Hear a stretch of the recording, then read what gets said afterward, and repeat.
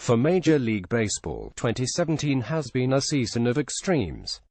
The Los Angeles Dodgers went on an extraordinary tear, winning 84% of the time during one 67-game stretch.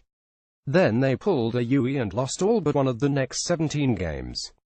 The Cleveland Indians entered the weekend Friday night having triumphed in 22 straight games, an American League record.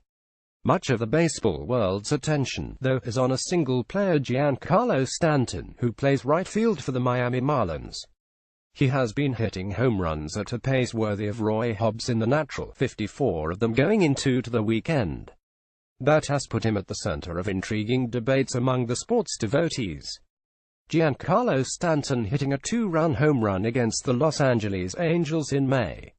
Mike M. in Getty Images. If there's one thing that die-hard fans love more than baseball, it's arguing about baseball. The question about Mr. Stanton is what to do should he hit 62 homers, a challenging goal with only 2 weeks left in the regular season, but one nonetheless within sight.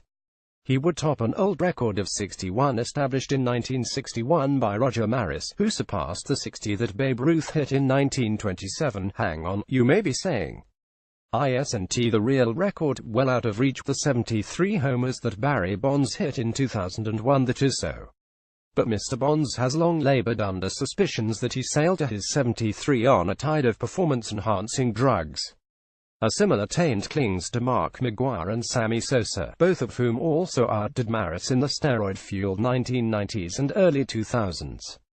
So an argument heard in some baseball-watching circles is that if Mr. Stanton hits 62, he deserves to be recognized as the real record holder, a man who, like Maris, is unsullied by intimations of skullduggery.